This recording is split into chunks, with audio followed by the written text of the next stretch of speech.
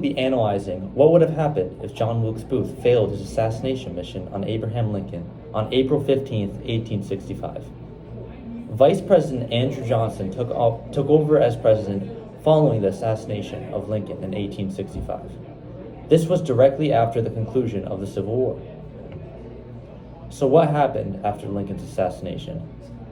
Lincoln left big shoes to fill and bigger problems to deal with, such as the problem of what to do with former Confederate leaders. The Confederate leaders were very unwilling to change their ways of life, and Johnson had to deal with this issue. Johnson couldn't simply exclude all these Southern stubborn leaders because they made up most of former politicians. He was very harsh on most, however, even taking their right to vote and hold office away. Johnson's solution was granting pardons to those who pledged allegiance or those whom he granted presidential pardons. The issue with Johnson's solution was that his pardons allowed controversial former Confederate leaders to take office, a move that many politicians saw as too lenient at the time. These bad apples contributed to a resistance against the adoption of a new lifestyle that the North was trying to implement in the South. The South wanted to maintain their former lifestyles as best they could, and this resulted in institutions such as the Black Codes. Johnson was far too lenient on the South here, as they were clearly manipulating the system. The Black Codes were a system that emerged once Johnson took office and were a result of the presidential pardons and his leniency.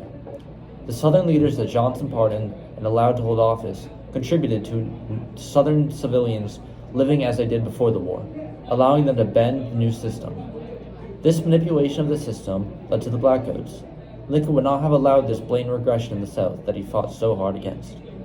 In Lincoln's last public address, he states, "The colored man too, in seeing all united for him, is inspired with vigilance and energy and daring to the same end. Granting that he desires the elective franchise, will he not attain it sooner by saving the already advanced steps towards it than by running backward over them?" In this quote, Lincoln clearly denounces regression, such as the Black Codes, which encouraged a system similar to slavery. Lincoln would have made a more progressive effort that encouraged moving forward, not backward. Johnson not only approached problems differently, but he also opposed Lincoln on certain policies. One policy of Lincoln's plan that Johnson didn't follow through with was black suffrage. Johnson was not very supportive of black suffrage because he believed that former masters might control their votes and suppress the poor whites. Lincoln radically opposed this and said so in his last address, specifically encouraging moving towards the enfranchisement of Native Americans, saying, "Grant that he desires the elective franchise, he will not attain it sooner by saving the already advanced steps towards it than by running backward over them." The 15th Amendment didn't pass until 1870, following Andrew Johnson's exit from presidency, and when it did pass, it wasn't very effective. Another area where Johnson differed from Lincoln was his approach to reintegrating the South. Johnson and Lincoln had very different approaches to reintegrating the South. Lincoln viewed them as friends and allies, referring to them as friends in his last address. Johnson viewed them as threats, however, and used military-based approach on the South. This is crucial in viewing how each of them interacted with the South. Johnson was very harsh on the South and pushed them away. Pairing this with his reappointments of Southern leaders, it is obvious how the South was able to maintain a similar culture as before the war. Lincoln had no resentment towards the South, and he encouraged rebuilding a connection with the Confederate States in his last public address.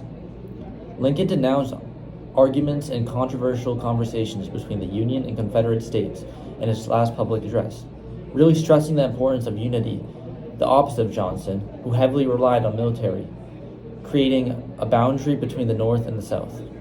In his last public address, Lincoln talks about the question of whether or not seceded states were a part of the Union, stating, "Since I have found professed Union men endeavoring to make that question, I have purposely forborne any public expression upon it. As appears to me, that question has not been, nor yet is, a practically material one, and that any discussion of it, while it thus remains practically immaterial, could have no effect other than the mischievous one of dividing our friends." Lincoln clearly dislikes the controversy of the question or whether the South is in the Union or not. It does not want to widen the gap between the North and the South. During Lincoln's presidency, many people were debating on what the best way was to reconstruct the South after the end of the Civil War. Now, Abraham Lincoln had his own ideas, but those who opposed his ideas were very vocal about what they believed. So what would have happened if Booth had failed and Lincoln had been able to carry out his plan for Reconstruction? Well, first of all, let's discuss what definitely would not have happened if John Wilkes Booth had somehow failed to assassinate Lincoln. So what were the beliefs of these people? Well, many people in Congress were adamant that the Southerners were not so trustworthy. Therefore, they decided that the best way to approach Reconstruction was with harsh terms. This led to the creation of the Wade-Davis Bill. As previously stated, Lincoln did not see the Southerners as enemies to the Union. Instead, he saw them as allies. In his last public address, Lincoln states, "Some 12,000 voters in the heretofore slave state of Louisiana have sworn allegiance to the Union, assumed to be the rightful political power of the state, held elections, organized a state government, adopted a free state constitution, given the benefit of public schools equally to black and white, and empowering the legislators to confer the elective franchise upon the colored man." He did not see how using harsh terms to reinstate those who are allies would be effective, and instead he preferred more lenient terms to ensure that the South was reinstated as quickly and as easily as possible. The Wade-Davis Bill was a bill that had the following terms. In order to be readmitted into the Union, 50% of all voters within the state had to swear their loyalty to the Union. Additionally, people who were affiliated with the Confederacy would be barred from voting for a new state constitution. Lincoln listened to the reasoning of those who supported harsh terms, but ultimately he did not approve of these terms. The Wade-Davis Bill was passed by Congress, but a pocket veto from Lincoln prevented it from ever going into effect. The question we now ask is, how come Lincoln disapproved of this bill, and what did he want to do instead? The use of this plan would have allowed for less pushback from Southerners and would ensure that Lincoln's goal of reuniting the nation would happen quickly and without conflict.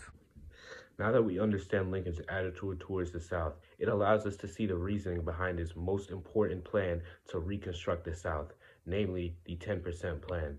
The 10% Plan was a program created by Lincoln that aimed to effectively readmit the Confederate states back into the Union. The plan decreed that 10% of voters in each Confederate state had to swear their allegiance to the Union in order to be allowed back into the Union.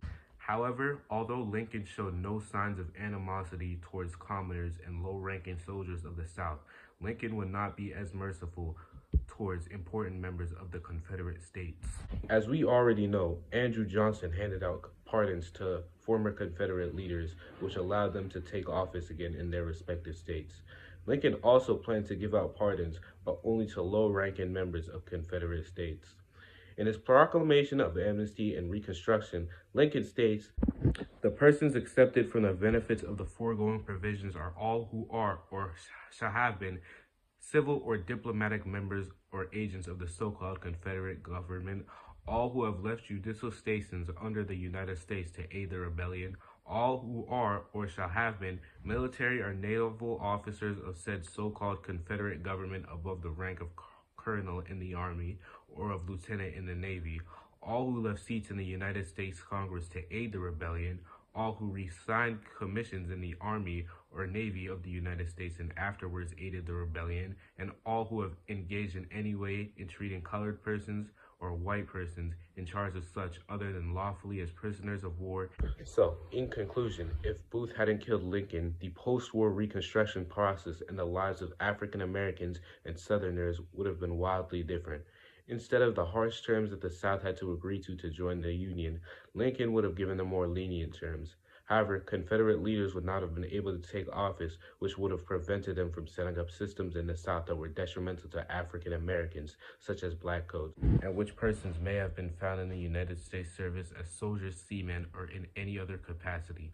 Had Lincoln have lived, he would have barred Confederate leaders from being able to take office and convicted them of treason. Additionally, African Americans would have been able to gain the right to vote more easily.